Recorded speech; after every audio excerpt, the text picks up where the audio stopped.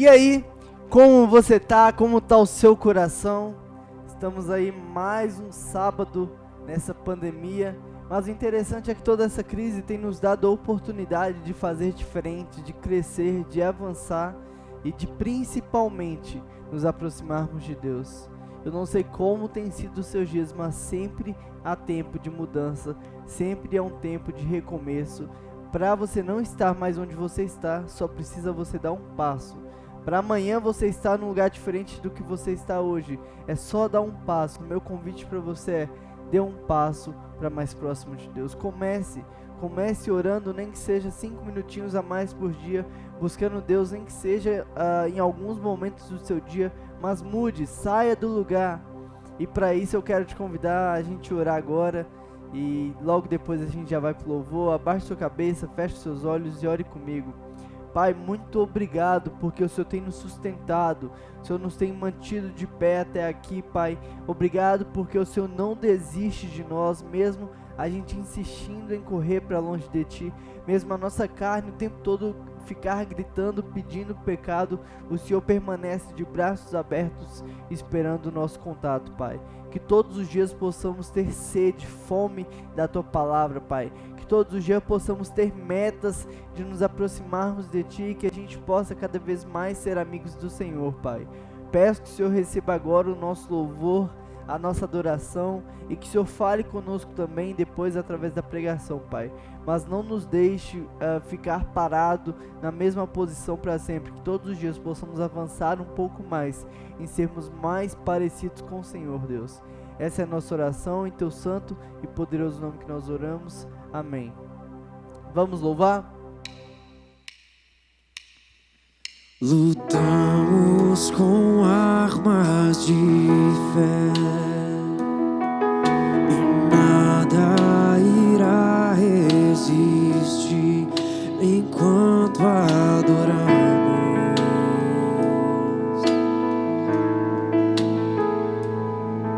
Em meio às tribulações, o nosso Deus é vencedor, nós o adoramos. Declare sua vitória. Vitorioso é, na tempestade estás, Teu nome infalível é, os reinos vêm e vão, Teu trono acima está, Teu nome imutável és. O inferno não prevaleceu e nada irá me impedir, eu te adorarei. Declare: muralhas vão estremecer. Muralhas vão estremecer, cadeias irão se romper enquanto adoramos.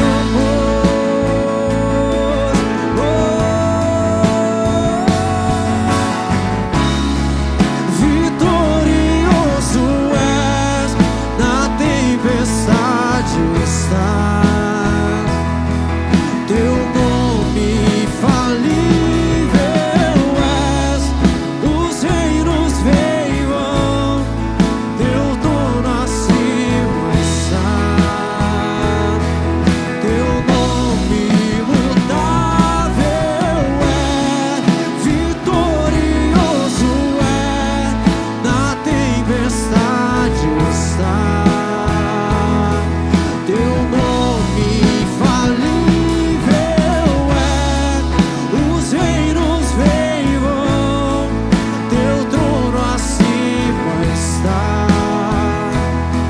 Teu nome imutável é.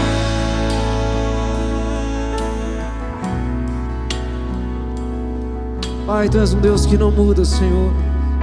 Tu és um Deus que não muda, Pai. Como o trovão tu vens, como o trovão tu vens e fala os nossos corações e nos quebranta. Como o trovão tu vens e destrói as nossas verdades e restabelece o seu reino em nossos corações, Pai. Diga isso.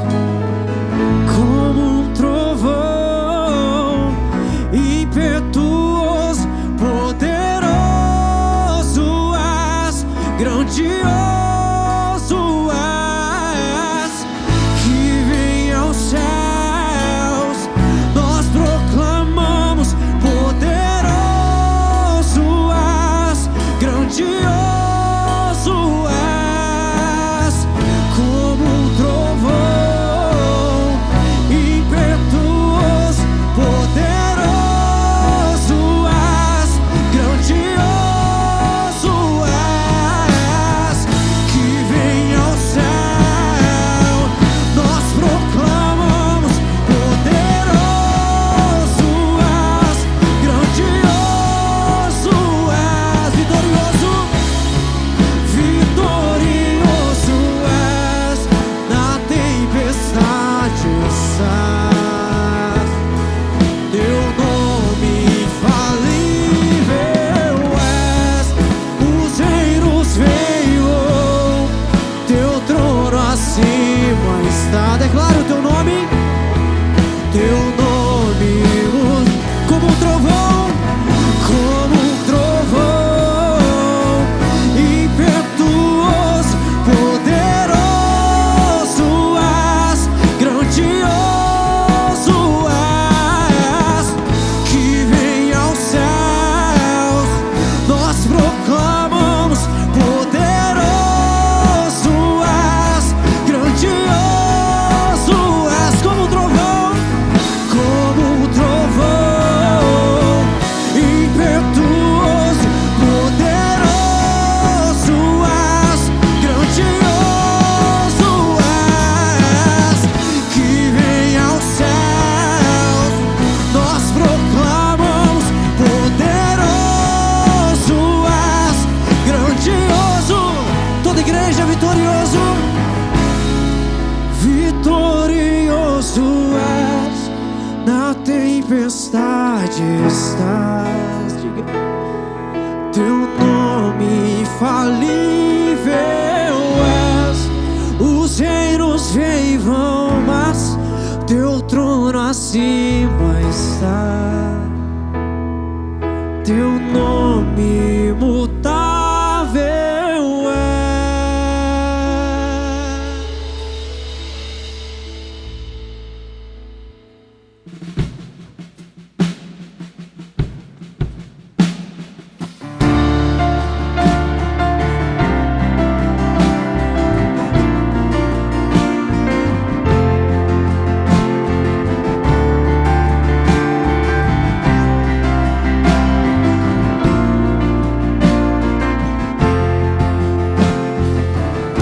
Antes de eu falar, tu cantava sobre mim. Tu tens sido tão, tão bom pra mim. Antes de eu respirar, sopraste tua vida em mim. Tu tens sido tão, tão bom pra mim. Oh, impressionante, infinito e ousado amor de Deus. Oh, que deixa as 99 só pra me encontrar. Não posso comprá-lo, nem merecê-lo, mesmo assim se entregou. Oh, impressionante, infinito e ousado amor de Deus.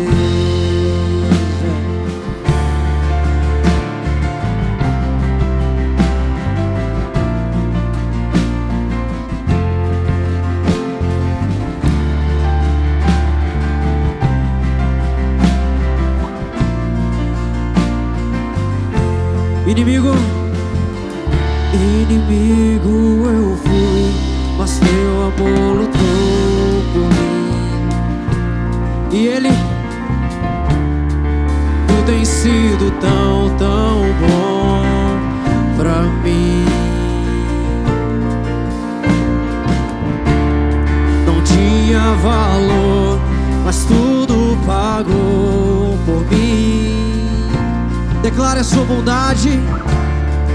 Tu tens sido tão, tão bom pra mim. Erga suas mãos e diga: oh, impressionante, infinito e ousado amor de Deus. Oh, que deixa as 99 só pra me encontrar.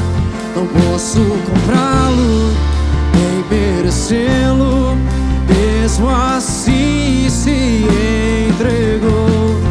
Oh, impressionante, infinito e ousado amor de Deus. Traz luz para as sombras, escala montanhas pra me encontrar. Derruba muralhas, destrói as mentiras pra me encontrar. Pode dizer mais uma vez? Traz luz para as sombras, escala montanhas pra me encontrar. Derruba muralhas, destrói as mentiras pra me encontrar. Traz luz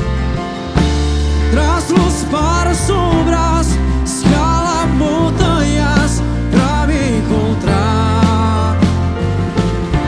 Derruba muralhas, destrói as mentiras pra me encontrar.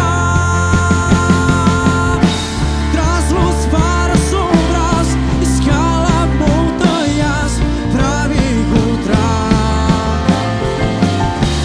Derruba muralhas, destrói as mentiras pra me encontrar.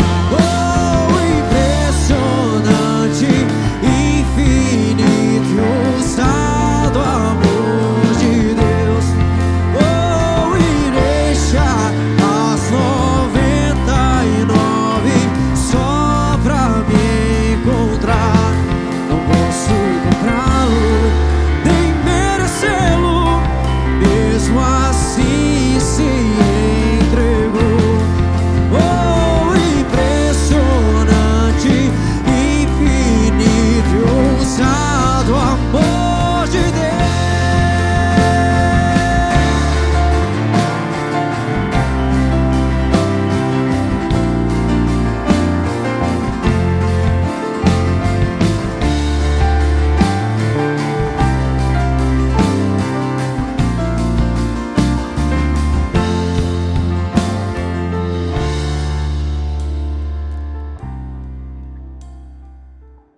Hoje nós teremos um grande amigo meu pregando. Hoje quem vai pregar é o Rodrigo Quintan, pastor de juventude na Primeira Igreja Batista de Campinas. Pega um caderno, pega uma caneta, anote a pregação e que você possa refletir depois aquilo que Deus vai tratar no seu coração. Mas não fique só olhando para a tela, não fique fazendo outras coisas enquanto a mensagem acontece. Absorva ao máximo aquilo que Deus tem para falar com você e que Deus use grandemente a vida do pastor Rodrigo nessa noite. Vamos orar? Pai, que o Senhor possa usar a vida do Rodrigo, Deus, para falar aos nossos corações. Trata o que precisa ser tratado, que todos os dias, Deus, o Senhor nos tire da zona em que estamos para estar cada vez mais perto de Ti, Pai. Usa grandemente a vida do pastor agora, Pai, abençoe o Rodrigo, a sua família, os seus filhos, a sua esposa, Pai, o seu ministério, que o Senhor continue usando ele cada vez mais. Em Teu santo e poderoso nome que nós oramos. Amém. Olá, olá, Primeira Igreja Batista de BH, jovens da Primeira Igreja Batista de BH, olá a todos vocês, obrigado por esse privilégio de poder estar compartilhando com vocês aqui uma reflexão em cima do que Deus quer falar conosco nesse tempo. Quero agradecer o convite do Renan, obrigado Renan, meu amigo, pela confiança, pelo privilégio de estar podendo compartilhar, mesmo que virtualmente, com vocês essa mensagem. Eu separei aqui um trecho, uma reflexão, uma pequena reflexão, daquilo que eu tenho entendido que Deus quer nos ensinar nessa quarentena. Nós pensamos aqui na nossa comunidade, na Primeira Igreja Batista de Campinas, qual eu sou um dos pastores, nós pensamos o que essa quarentena, o que esse período de pandemia tem nos ensinado. Quais são as lições que nós podemos trazer, tirar desse momento, né, para nossas vidas. E pensando nisso, eu comecei uma leitura do livro de Neemias, uma releitura desse livro, dessa história, desse homem que é tão simbólica e tão significativa para a nossa fé. A história, a biografia de Neemias foi inspiração para muitos livros sobre liderança, mas hoje eu queria abordar um outro tipo de aspecto da vida de Neemias como um exemplo e com um paralelo, estabelecer um paralelo com a nossa vida nessa quarentena. Uma espécie de anacronismo, mas sem tentar forçar o texto bíblico para se adequar ao que nós queremos dizer, mas tirar lições daquilo que Neemias viveu no seu período e como servo de Deus, para nós, juventude, que estamos vivendo um contexto de muitas transformações a nível global. E principalmente no nosso país, na nossa cidade, e como a gente está vivendo, reflete, como nós podemos refletir aí o discípulo de Jesus que nós fomos chamados a ser durante esse período. Então eu vou passear por esse texto de Neemias capítulo 1, 2 e 3. Então você pode acompanhar, eu vou passar por esse texto, comentar por todo esse início da história de Neemias. No capítulo 1, 2 e 3 você pode acompanhar com a sua Bíblia onde quer que você esteja, e a gente vai conversar um pouco e trazer um pouco dessa reflexão para mim e para você nesse dia. Tá bom? Então, a primeira coisa que eu quero falar sobre a vida de Neemias é nos situar sobre a história de Neemias e fazer uma recapitulação, caso você já conheça, e caso você não conheça essa história, eu quero trazer você um pouco mais para perto de Neemias. Neemias era esse homem que nasceu dentro do período de cativeiro do povo de Israel. O povo de Israel havia sido devastado pelo Império Babilônico e havia sido exilado. E nesse exílio, que durou 70 anos, muitas gerações nasceram. E uma dessas gerações veio Neemias. Neemias era um homem que tinha um cargo alto, de autoestima, dentro do governo do rei Medo-Persa, e ele era copeiro desse rei, e ele provavelmente nunca tinha pisado na cidade de Jerusalém. Então, esse período que Neemias vive agora é um período que, pós-exílio babilônico, depois que o Império Babilônico cai, o Império Medo-Persa assume esse poder e o rei Ciro começa a liberar o retorno do povo de Israel à sua terra. Ele começou a ter isso como uma política para ganhar a simpatia dos povos que eram dominados pelo seu império, e fazendo com que eles voltassem às suas terras, pudessem cultuar os seus deuses, e assim foi com o povo de Israel. O povo de Israel, que já havia sido exilado por muito tempo, agora tinha a oportunidade de voltar a Jerusalém e reconstruir sua cidade e começar a fazer seus cultos ao Deus que eles serviam. Então o povo de Israel começa esse retorno. Nesse período, então, nós temos aí alguns anos que é o tempo de Zorobabel, o tempo em que o rei Ciro começa esse projeto de libertar o povo novamente de volta às suas terras. Depois, mais alguns anos mais tarde, você tem o tempo de Esdras, que vai continuar esse processo do retorno dos povos, do povo de Israel para a sua terra. E mais à frente você vai ver, então, o Neemias, nesse período, 13 anos mais tarde do povo de Esdras, você vai ver Neemias vivendo, então, o que nós vamos tirar como lição hoje nesse capítulo 1, 2 e 3. Neemias, então, ele recebe de volta em sua presença homens que estiveram observando Jerusalém depois dessa volta, desse período de exílio. E esses homens não trazem boas notícias. Eles falam que a cidade está destruída, está desolada, está devastada. Os muros estão caídos, as portas da cidade foram destruídas pelo fogo. O povo está desmotivado. Há uma vergonha implícita nisso tudo. E Neemias então sente no seu coração, dentro de si, uma grande dor. Ele chora e ele faz essa oração. Logo no capítulo 1 de Neemias você vai ver essa grande oração que ele faz a Deus, justamente falando sobre essa dor que ele sentiu. Ele começa a jejuar e orar e a pedir pela sua terra. Então eu já aí ressalto algumas questões, alguns pontos muito importantes para a gente observar. A história de Neemias, entre muitas outras coisas, nos ensina como a gente olhar para a nossa cidade em tempos de adversidade e sermos discípulos de Jesus em tempos de adversidade, onde toda a situação nos diz e nos impele a questões contrárias, nós então vamos assumir posturas favoráveis e de esperança num tempo de adversidade. Então, Neemias é esse cara que chama a gente para um tempo de oração e um tempo de envolvimento.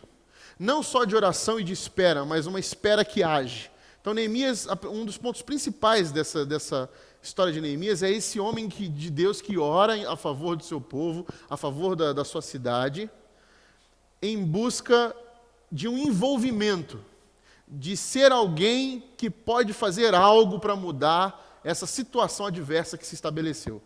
Então, Neemias era nascido no cativeiro, provavelmente nunca havia pisado em Jerusalém, como eu falei no início, mas desde o início nós já vemos alguns princípios de Neemias bem claros.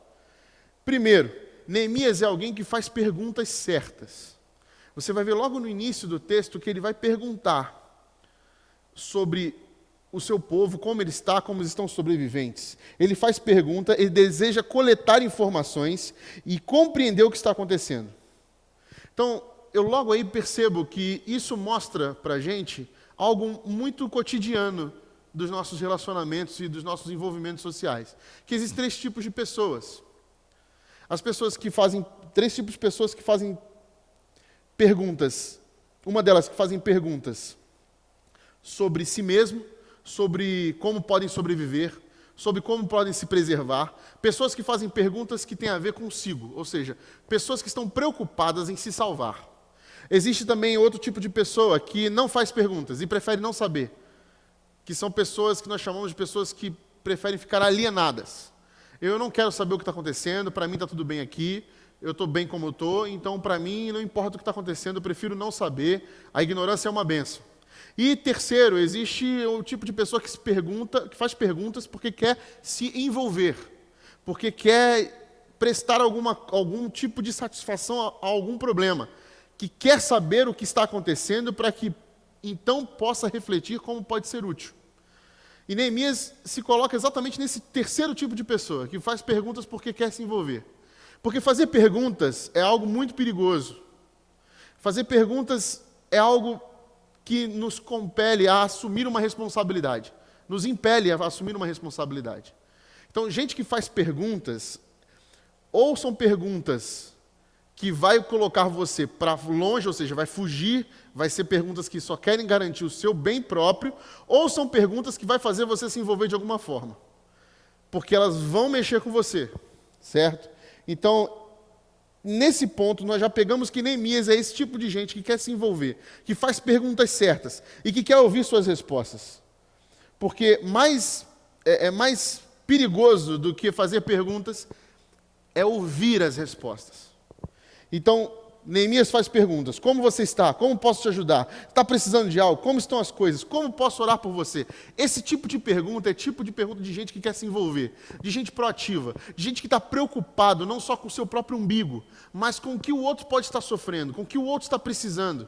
E são perguntas perigosas porque as respostas que virão após essa pergunta vai imprimir em você uma responsabilidade. Porque eu já aprendi desde pequeno que responsável pelo problema é aquele que o vê. Então, se eu vejo um problema, eu automaticamente me torno responsável por aquele problema. Então, se eu faço perguntas que não estão sendo feitas, e perguntas certas e diretas e objetivas, como Neemias fez, eu vou receber respostas que vão revelar para mim problemas, e quando revelar esses problemas, eu vou me tornar responsável por esse problema. Neemias é esse tipo de gente, é esse tipo de servo de Deus. Neemias é alguém que está disposto a lidar com um problema que não o afeta diretamente. Isso é outra coisa muito importante. Porque Neemias, ele é copeiro do rei, ele está bem, ele nunca foi em Jerusalém, ele não depende de ir a Jerusalém ou da situação de Jerusalém para que ele esteja bem. Nada do que acontece em Jerusalém o afeta diretamente em termos materiais, sociais, espirituais. Ele construiu a vida dele toda dentro de um cativeiro, de uma terra estrangeira. Para ele, a terra estrangeira é a sua casa. Ele não precisa ir para Jerusalém, ele não precisa fazer uma caravana de reconstrução em Jerusalém, ele não precisa nada disso. Ele não precisa se envolver. Ele está muito bem. Esse caos que se instaurou na cidade do seu povo, do povo dos seus antepassados, não o afeta. Mas mesmo assim, Neemias sente a dor de seu povo e pretende se envolver com uma agenda que não lhe afeta diretamente. O que mostra uma generosidade de um coração proativo e responsável pelo problema que acaba de ouvir. Sim, existe um problema, esse problema tem a ver com a cidade do meu povo, tem a ver com os meus antepassados, tem a ver com a história do Deus, do Deus a quem eu sirvo, e por isso eu me envolvo sim, porque não, o problema do outro não é problema seu, o problema do outro é problema meu também, ele é meu irmão, eu preciso me compadecer dele. Então, eu quero ouvir as respostas e eu quero me responsabilizar por essas respostas, eu quero me solidarizar por essa resposta, eu quero me colocar como resposta às perguntas que estão sendo feitas. Neemias morava no palácio, e isso era importante, porque a condição financeira dele também estava muito boa. Ele não tinha necessidades financeiras, necessidades materiais. Então, por que um homem de Deus não age apenas por autopreservação? Um homem de Deus age pela justiça, porque ele compreende que todos precisamos compreender que Deus não colocou em uma situação privilegiada para garantir seus interesses, mas sim para conceder a ele a oportunidade de ser responsável. Deus não nos dá privilégios para retermos conosco, para guardarmos conosco esses privilégios e saborearmos esses privilégios, desfrutarmos esses privilégios como algo egoísta, como algo que só serve aos meus, como se o meu legado fosse apenas aqueles que estão ao meu redor em minha casa. Não, Deus nos dá privilégios para ser repartidos. Deus nos faz canal de bênção, nos faz rios de água viva. Ele nos transforma, Ele enche cada vez mais e transborda a nossa vida para que a gente possa abençoar e encher outras vidas. É dessa forma que funciona a lógica divina. Ela usa de vidas para abençoar vidas, para estimular em nós essa pedagogia da generosidade, para que em nós haja essa consciência generosa, de que o que eu tenho, o que eu recebo, não recebi por mérito, eu recebi por graça, eu recebi por bênção, e por isso eu reparto, eu compartilho cada vez mais, eu torno a minha vida uma mesa de compartilhar todo o pão que eu tenho recebido das mãos de Deus. E ele pergunta, como está o povo? Como estão os sobreviventes? Como está a cidade? E aí o versículo 3 ele diz, e eles me responderam, aqueles que sobreviveram ao cativeiro estão lá na província, passam por grande sofrimento e humilhação. O muro de Jerusalém foi derrubado, suas portas foram destruídas pelo fogo. A situação era terrível, a cidade estava em ruínas, os muros caídos, o moral do povo baixo, sua vergonha se espalhava e a desesperança tomava conta dos corações. Ele ainda descobria divisões, tensões, abusos políticos e econômicos, caos social, e qualquer semelhança é mera coincidência. Fazermos esse paralelo é muito interessante, olharmos para como está devastada a cidade, como está devastada Jerusalém, e olhar para como o nosso país se encontra hoje. Há uma similaridade muito grande. E isso fez doer o coração de Neemias. E isso pegou o coração de Neemias de uma forma dolorosa, mexeu com ele, mexeu com as suas entranhas. É interessante a gente perceber isso. A cultura ocidental categoriza a consciência como algo referente à mente. Quando você fala consciência, logo você pensa em mente, em cérebro, em cabeça.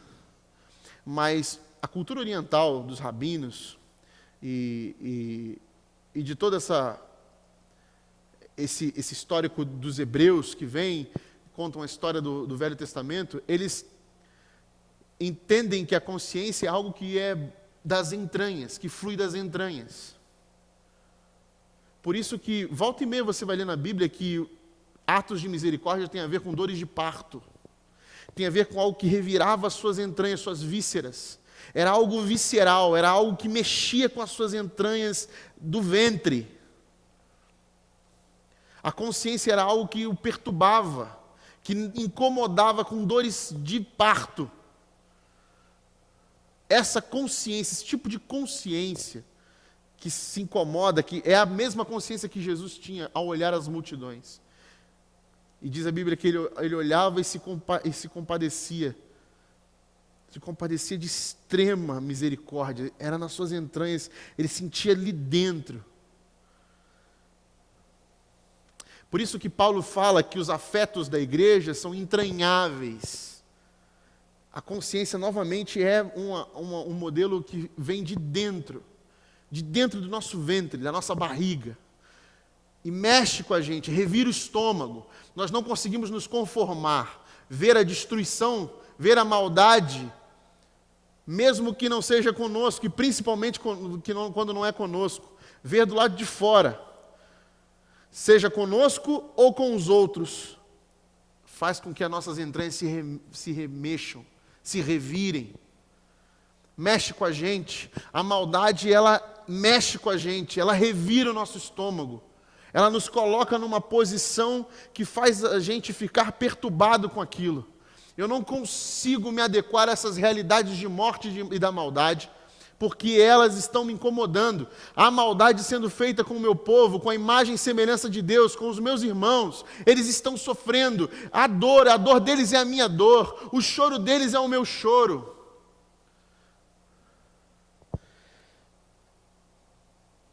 As implicações dessas palavras eram enormes. Porque quando Neemias percebe, além de toda vergonha e humilhação, além de toda pobreza, há alguns pontos interessantes culturais. Por exemplo, os muros estavam caídos, os muros de Jerusalém estavam caídos. Isso significava que a cidade estava sem segurança. Os muros representavam a segurança de uma cidade. Muros igual cidade segura. As portas, os portões derrubados pelo fogo, eles indicam algo a mais também, porque os juízes das cidades costumavam se assentar nos portões das cidades para julgar as causas do povo. Então, portões destruídos apontavam para uma falta de justiça. Não havia justiça, não havia segurança, havia pobreza, havia humilhação, havia vergonha. As notícias geram inicialmente em Neemias algumas coisas. Primeira coisa, ele ouve. E quando eu falo em ouve, parece óbvio, mas aquilo que eu disse no início, mesmo trazendo e fazendo as perguntas certas, é necessário a gente aprender a ouvir. Estejamos dispostos a ouvir. É necessário uma disposição para ouvir. Nós precisamos saber ouvir as respostas das perguntas que fazemos. Você pode até aprender a fazer as perguntas certas, mas não aprendeu ainda a estar disposto a ouvir as respostas dessas perguntas. Um exemplo bem claro é que nós não estamos dispostos a perguntar tudo bem quando vamos ouvir um não estou bem. Nós perguntamos tudo bem para uma pessoa porque nós sabemos que a resposta automática é está tudo bem. Mas se nós soubéssemos, por um acaso, que a resposta para tudo bem fosse não estou bem, eu duvido se a maioria de nós teria coragem de fazer essa pergunta. Porque nós não estamos dispostos a ouvir uma resposta contrária àquilo que nós já sistematizamos na nossa cabeça como regra. Está tudo bem? Você tudo bem. E eu aprendi com um pastor amigo que, quando a gente perguntava para ele assim, está tudo bem? Ele respondia para a gente assim, tudo é muita coisa. E eu acho interessante isso. Porque toda vez que ele respondia esse tipo de resposta para essa nossa pergunta, bem pragmática, essa resposta provocava um assombro, a gente ficava meio na repulsa, meio na defensiva. Que tipo de resposta é essa? Não era o que eu planejava ouvir. Pois bem, aprender a ouvir as respostas das perguntas que estamos fazendo. Estar disposto a ouvir. Está disposto a ouvir. E estar disposto a ouvir é estar disposto a se responsabilizar pelo que você está ouvindo, pelo problema que você está ouvindo. É uma implicação tremenda. É algo grande. Quantos de nós estamos dispostos a assumir responsabilidade pelas respostas que estamos ouvindo? Pelos problemas que estamos recebendo? Quantos de nós estamos dispostos realmente a abraçar esses tipos de problema? Depois que ele ouve, ele chora. Neemias chora. E a razão de tristeza de Neemias é a situação da cidade. Novamente, é preciso lembrar que Neemias talvez nunca tenha pisado em Jerusalém. Neemias estava bem, não lhe faltava nada. Somos capazes de ficar tristes por uma série de coisas. Por nós mesmos, por aquilo que ainda não temos, pela nossa condição, seja material, emocional, psicológica. Mas quanto da nossa tristeza é pela nossa cidade? Quanto da nossa tristeza é pelo nosso país? Quanto da nossa tristeza é pelo nosso povo? Pelo povo que sofre, pelo povo em situação de rua, pelo povo que não tem o que comer, pelo povo que está desempregado, pelo povo que está em depressão, pelo irmão, pela irmã que nós, sem querer, marginalizamos pela sua diferença de ideologia, de cultura, religião. Quantos desses nós estamos dispostos a sofrer por ele? Quantas vezes nós choramos pela dor do outro nas nossas orações? Quantas vezes orando por um irmão, por uma irmã, ou por uma outra situação de um povo, nós estamos chorando? Quantos de nós choramos, derramamos lágrimas pela luta, por uma luta que diretamente não é nossa? E o quanto dessa luta nós assumimos como responsabilidade?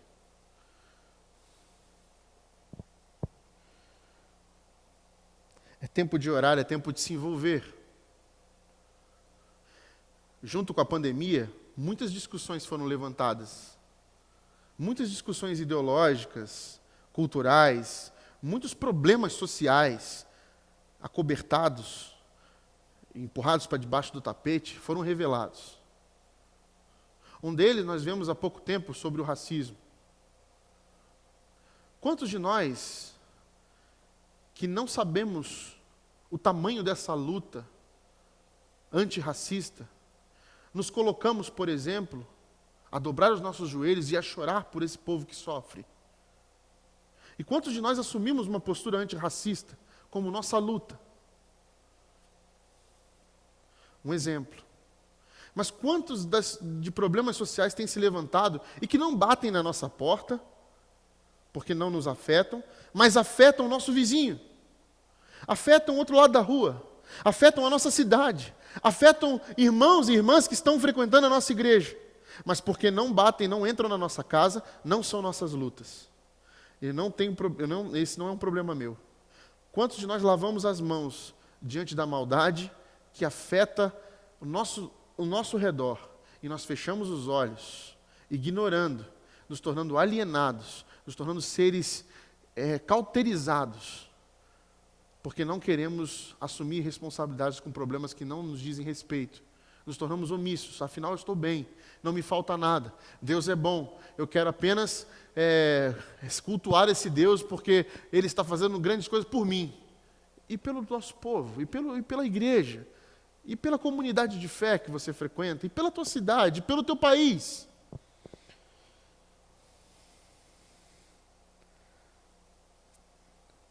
Versículo 5, ele diz: então eu disse, Senhor Deus dos céus, Deus grande e temível, fiel à aliança e misericordioso com os que amam e obedecem os seus mandamentos. Que os teus ouvidos estejam atentos, os teus olhos estejam abertos para ouvir a oração que o teu servo está fazendo dia e noite diante de ti e em favor dos teus servos, o povo de Israel. Lembra-te agora do que disseste a Moisés, teu servo. Se vocês forem infiéis, eu os espalharei entre as nações, mas se voltarem para mim e obedecerem aos meus mandamentos e os puserem em prática, mesmo que vocês estejam espalhados pelos lugares mais distantes debaixo do céu, de lá eu os reunirei e os trarei para o lugar que escolhi para estabelecer o meu nome. Estes são os teus servos, o teu povo. Tu os resgataste com o teu grande poder e com o teu nome. Neemias ora relembrando a natureza e as promessas de Deus. E ao relembrar as promessas de Deus, ele não está lembrando a Deus de algo que ele esqueceu. Ele está nutrindo o seu próprio coração com a convicção de quem Deus é. Por quê? Porque a crise, a pandemia, os momentos de adversidade, é o tempo da dúvida. É o tempo que a gente fica em dúvida, é o tempo que a gente fica em xeque com todos os nossos pensamentos, crenças, tudo, as angústias, as ansiedades, tudo vem no nosso coração. Nós questionamos tudo. E em momentos assim, nós precisamos lembrar de quem é Deus. E o que Ele já fez por nós e o que Ele ainda vai fazer por todos nós. Relembrar a nós mesmos o Deus que nós servimos. O Deus que é Pai de nosso Senhor Jesus Cristo, Salvador. Não é orar dando uma elogiada em Deus para que Ele faça o que eu quero, para ver se Ele faz exatamente aquela minha vontade.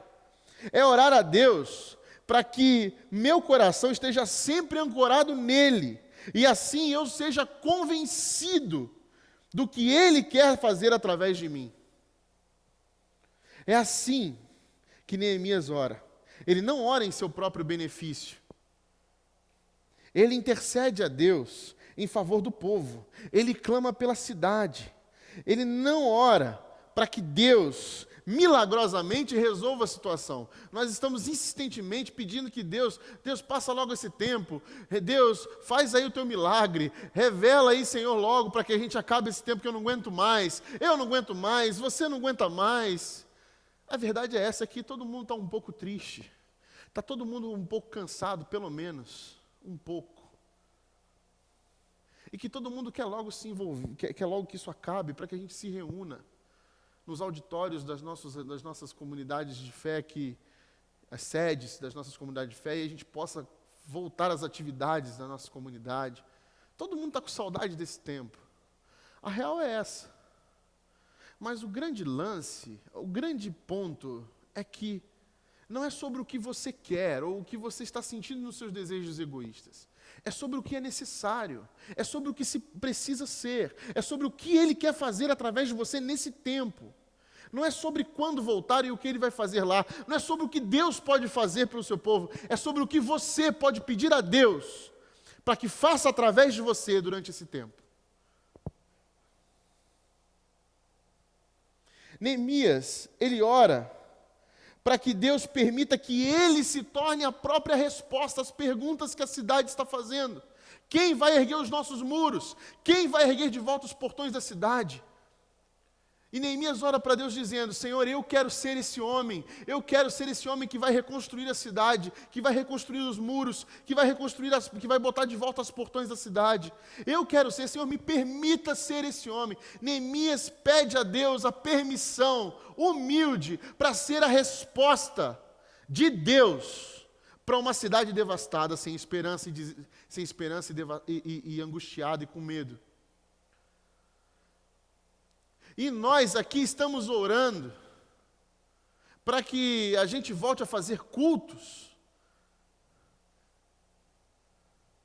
Veja, o teu povo está clamando, desesperado, sem esperança, angustiado, com medo, faminto, sedento. E nós estamos pedindo culto público de volta para Deus?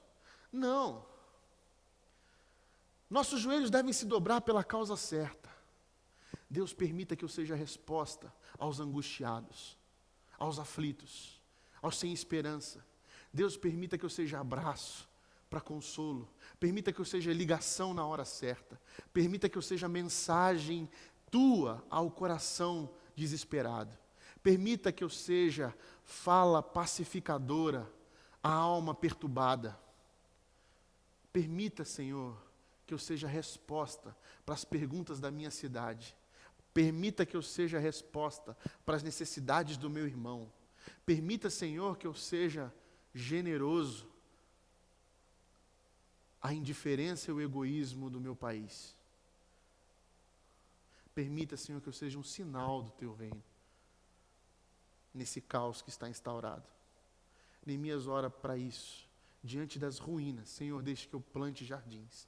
Permita que eu reconstrua. Permita que eu seja esse homem, essa mulher, que vai ser usado nas tuas mãos para ser esperança. Esperança de um novo porvir. Que ainda que não seja aqui, mas por toda a eternidade, para a tua glória. Honestamente, eu estou muito cansado dessa fé infantil, que ora preocupado com uma agenda eclesiástica, uma agenda de eventos institucionais, mas que esqueceu o que é de fato a identidade da igreja, do que é ser igreja de Jesus, do que é ser discípulo de um mestre que andava pelas ruas preocupado com as dores que este mundo mau estava causando aos seus filhos, aos pequeninos, esses que estão com frio, esses que estão com sede, esses marginalizados, leprosos, esses famintos, esses banidos e manipulados pela religião, esses que estão escravizados à maldade política, à maldade meritocrática, esses que estão acorrentados a sistemas demoníacos e diabólicos de exploração do pobre, da opressão dos pequeninos. Estou cansado dessa fé infantil, preocupada com a sua religiosidade e a sua expressão de fé em lugares sagrados, com pessoas sagradas, com títulos sagrados, enquanto o que de fato é sagrado, que é o coração do outro, está perecendo. Nossos auditórios estão fechados, e assim permanecerão e devem permanecer até que se encontre a solução para essa pandemia. Enquanto isso, a igreja está aberta. A igreja está aberta e viva, fluindo como um rio de água viva, reconstruindo e plantando jardins no meio do caos e das ruínas que foram estabelecidas e reveladas por essa pandemia. Nós somos esse povo que é resposta à indiferença humana, ao ímpeto da maldade humana que o pecado a todos corrompeu. Nós somos resposta a todo ambiente de morte. Nós somos discípulos da vida plena, que pedimos a Deus a permissão para manifestar a presença do Cristo aqui no meio de nós.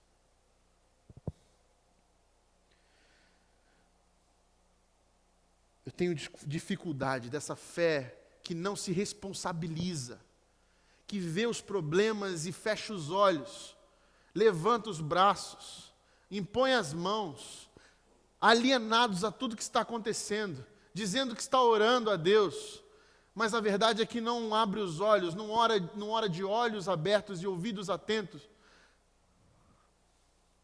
a tudo que Deus está fazendo em volta de você e a todo o clamor de um povo que clama, sedento, pedindo alguma ajuda, pedindo alguma esperança. Fé alienada, triunfalista, que insiste em orar de olhos fechados. Mas eu quero ter olhos bem abertos e ouvidos atentos para ouvir tanto a Deus quanto o clamor dos que sofrem e de quem sofre. Ao invés de levantar a voz e ser o primeiro a conclamar a volta das nossas celebrações, ser o primeiro a assumir responsabilidade com a nossa cidade, com a dor da nossa cidade, do nosso povo, do povo que está sofrendo. Ande por Belo Horizonte, você vai ver o quanto de gente tem sofrido com tudo isso. Nós somos igreja, nós não somos um CEP, nós não somos um endereço, nós somos o corpo de Cristo, os discípulos de Jesus, pequenos cristos, manifestando aqui e agora um reino que virá lá e além.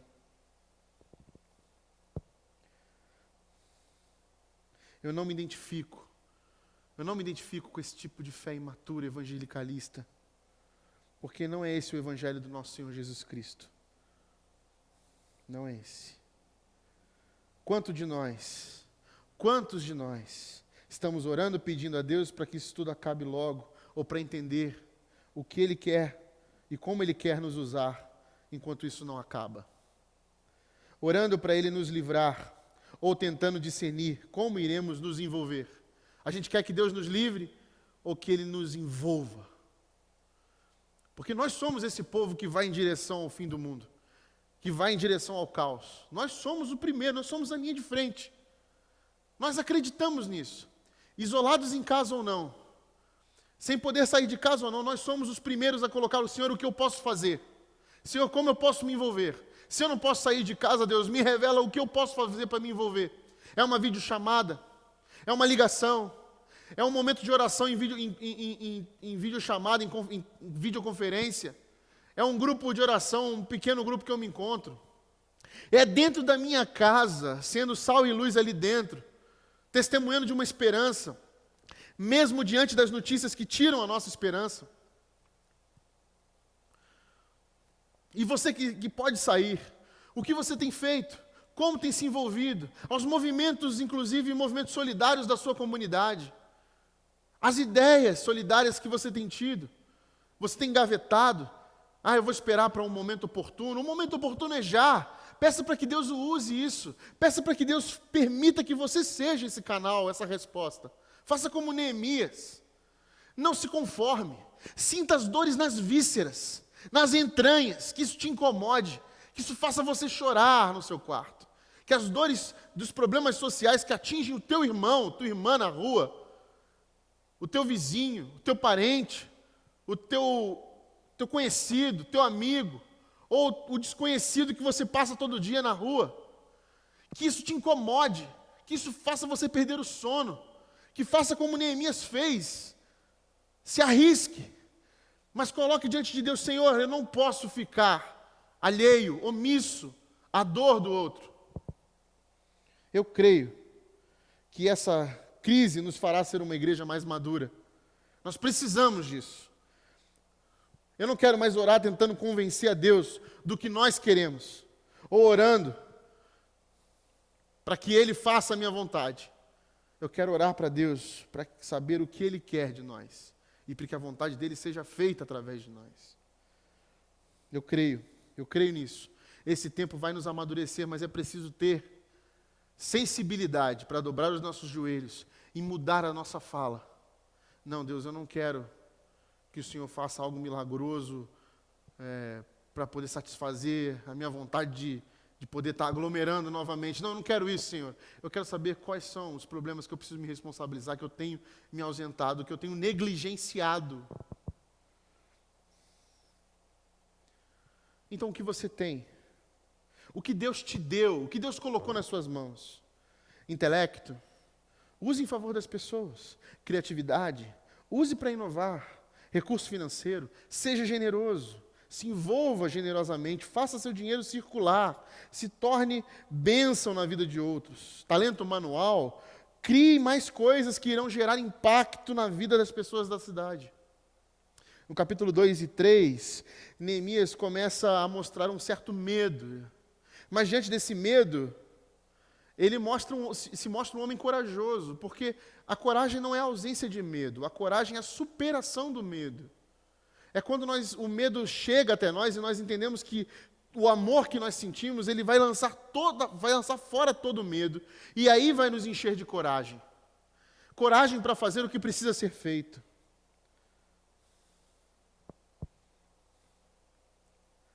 E esse tipo de coragem vai fazer a gente olhar para as pequenas coisas que fazemos, com sensibilidade para dizer que é parte de um todo. Porque às vezes nós dizemos que há coisas para fazer e nós não valorizamos esses pequenos começos. É pouca coisa diante do caos. Pois bem, o capítulo 2 e 3 vai falar que Neemias começou colocando as portas nas casas, botando portas e botando trancas. Pouquinho em pouquinho. Porque o que eu e você conseguimos fazer individualmente? Porque isso significa muito. Coletivamente. Porque o que significa uma porta para uma cidade? É pouco, a gente vai desvalorizando isso, mas não desmereça. Esses pequenos começos, essas pequenas reconstruções, vão fazendo a cidade voltar a ser o que era. vão fazendo as pessoas serem abençoadas de uma forma que você nem imagina. Um pequeno ato, uma ligação na hora certa, uma oração feita, mesmo virtualmente. Essas pequenas coisas vão dando esperança, vão ajudando as pessoas a olharem novamente e a crerem que aquilo ali, por mais que esteja ruim, existe um Deus que caminha com elas e que está presente. E você significou essa presença. Você significou essa presença. Olhar individualmente para esses atos parece pouco. Olhar a cada porta não parece fazer diferença. Mas de porta em porta, de reparo em reparo, uma cidade inteira está sendo reconstruída. Há ainda, nesse capítulo 2 e 3 que você vai observar, nomes que foram citados, que fizeram parte dessa reconstrução. Para quê? Para vanglória, para tudo? Não. Um memorial, um legado. Um legado daqueles que corajosamente consideraram o pouco que estava fazendo como algo relevante em construção, que moveram eles para frente, que fizeram eles irem até a situação, o problema e assumissem responsabilidade. Como nós vamos ficar conhecidos com os nossos filhos, com os nossos futuros filhos? Nós vamos ser reconhecidos por aqueles corajosos que fizeram um pouco, mas fizeram, estavam lá se envolvendo, ou que ficaram em casa, se autopreservando, tentando sobreviver, cuidando só de si mesmo. Que tipo de comportamento eu vou ser lembrado? Como discípulo de Jesus, como igreja, como PIB de BH, como eu vou ser conhecida pela minha cidade? Como uma igreja viva, que se envolveu, que assumiu responsabilidade, que a juventude tomou para si os problemas e as responsabilidades, vestiu a camisa e foi à luta? Ou como um povo que se escondeu, esperando que tudo passasse para se preservar e sobreviver e voltar a fazer seus cultos? Como eu quero ser lembrado? Qual o legado que eu vou deixar diante dessa catástrofe? Qual a minha biografia eu estou escrevendo nesse capítulo de sofrimento? Que tipo de biografia é essa? Daqui a 15, 20, 30 anos, qual história será contada aos seus filhos sobre esse momento? Seu nome ficará registrado como alguém que se recusou a participar ou como alguém que ajudou a reconstruir a cidade? Como alguém que se preservou ou como alguém que se envolveu? Mas eu digo para você, meu amigo e minha amiga que está me ouvindo agora, você pode ser esse que começou arrumando uma porta, como Neemias, e convidando mais gente para fazer o mesmo. E talvez, sem você perceber, de porta em porta, de tranca em tranca, a gente vai reconstruindo a cidade. A gente vai suscitando esperança no coração do povo. E dando testemunho de que existe, para além do que os olhos podem ver, para além de todo o caos, para além de todo o sofrimento, para além de toda a dor, existe um reino de esperança, de justiça e de beleza, que está sendo sinalizado pelos discípulos de Jesus, que não se conformam com a maldade, que ao observar o problema assumem responsabilidade, que choram pela dor do outro, mesmo que essa dor não aflinja diretamente, ela mexe com as minhas entranhas porque está atingindo o meu povo, está atingindo a minha cidade. Eu não quero passar por esse tempo escondido, pedindo para Deus covardemente que Ele faça o que for para fazer para passar logo. Mas eu quero corajosamente dobrar os meus joelhos, com os olhos cheios de lágrima pela dor que está afligindo o meu país, e pedir a permissão a Deus para que eu seja a resposta para o caos que emerge na minha sociedade, para que eu possa plantar jardins, para que eu possa suscitar esperança, de porta em porta, construindo uma nova cidade, uma nova realidade. Ah, mas Rodrigo, o mundo jaz no maligno. O mundo jaz no maligno. E é por isso que nós, que somos cidadãos de um reino de bondade e de beleza e de justiça, mostramos que há uma esperança, embora esse mundo jaz no maligno. Há uma esperança para uma nova cidade, que virá em plenitude. E nós damos essas amostras quando o caos se instaura aqui. Essas pequenas amostras de um reino que virá em forma de uma nova e grande cidade, a Nova Jerusalém, com novos céus e uma nova terra. Pois bem, é agora, nesse momento de sofrimento e de dor, que a igreja de Jesus Cristo manifesta a sua presença transformadora aqui na terra, para que os homens vejam as nossas boas obras e glorifiquem a Deus que está nos céus. Que assim seja na sua vida, na minha vida, que nós sejamos esse exemplo que Neemias foi, diante do caos, diante da maldade, diante do problema, diante da destruição, da ruína, nós possamos chorar, atentos ao clamor do povo que sofre, ao clamor de corações aflitos, para sermos resposta para toda dor e sofrimento, e dizer para toda dor e maldade e sofrimento que ela não é o ponto final, porque Jesus ressuscitou e está vivo, e a sua vida é mais forte que a morte. No nome de Jesus, amém. Que Deus te abençoe, que Deus nos abençoe. Você foi abençoado? Se sim, eu peço que você comente, que você curta e que você compartilhe. Se você ainda não é inscrito, é muito importante que você se inscreva. Se você quer fazer parte da nossa família, se você quer entrar em contato com a gente, seja para aconselhamento, seja para entrar para a nossa família, manda uma mensagem para o número que vai estar aqui embaixo e vai ser uma honra para a gente entrar em contato com você. Deus te abençoe, que sua semana seja incrível, e nós temos vários vídeos de várias pregações aqui. Você pode tentar assistir uma por dia para ser edificado. Só não perca tempo, não perca a oportunidade de se aproximar de Deus. Que Deus te abençoe, grande abraço.